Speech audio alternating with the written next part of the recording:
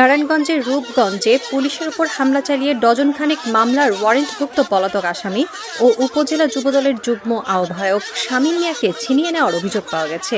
সোমবার রাত 2:30টার দিকে উপজেলার কায়েতপাড়া ইউনিয়নের চনপাড়া পুনর্বাসন কেন্দ্র এলাকায় এই ন্যাক্কারজনক ঘটনা ঘটে। এই সময় সন্ত্রাসীদের হামলায় বেশ কয়েকজন পুলিশ সদস্য আহত হয়েছেন। পুলিশ ও প্রত্যক্ষদর্শীরা জানান, রূপগঞ্জের চনপাড়া পুনর্বাসন কেন্দ্র এলাকাটি অপরাধীদের নিরাপদ আস্তানা হিসেবে পরিচিত।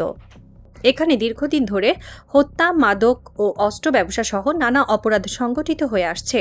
শামীম মিয়া ওই এলাকার আব্দুল খালেদের ছেলে এবং তার বিরুদ্ধে হত্যা, মাদক, অস্ত্র ও আইন শৃঙ্খলা বাহিনীর উপর হামলা সহ প্রায় 1 ডজন মামলা রয়েছে। সোমবার রাতে পুলিশ চনপাড়া এলাকায় ঝটিকা অভিযান চালিয়ে শামীমকে গ্রেপ্তার করে হ্যান্ডকাপ পরিয়ে গাড়িতে তোলে। এই সময় শামীমের অনুসারীরা লাঠিসোঁটা নিয়ে পুলিশের পিকআপ ভ্যান অবরুদ্ধ করে ফেলে এবং গাড়ির চাকা কেটে দেয়। এক পর্যায়ে তারা পুলিশের ওপর হামলা চালিয়ে শামীমকে ছিনিয়ে নেয়। খবর পেয়ে অতিরিক্ত পুলিশ ও আইন শৃঙ্খলা বাহিনীর সদস্যরা ঘটনাস্থলে পৌঁছে অবরুদ্ধ পুলিশ সদস্যদের উদ্ধার করেন। পরবর্তীতে চনপাড়া এলাকায় বিশেষ অভিযান চালিয়ে শামীমের স্ত্রী সাথী আক্তার সহ 13 জনকে আটক করা হয়েছে। এই ঘটনার পর থেকে পুরো এলাকায় থমথমে অবস্থা বিরাজ করছে এবং সাধারণ মানুষের মধ্যে আতঙ্কের সৃষ্টি হয়েছে।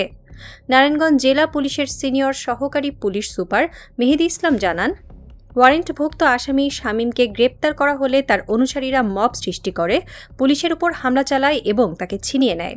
পরে অভিযানে শামীমের স্ত্রী সহ 13 জনকে আটক করা হয়েছে।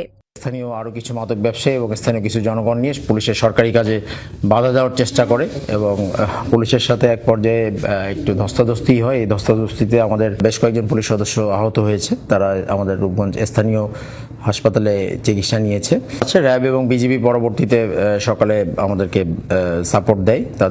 তাদের সাপোর্ট নিয়ে আমরা পরবর্তীতে একটা ব্যাপক অভিযান পরিচালনা করেছি এবং আমাদের অভিযান এখনও চলমান আছে।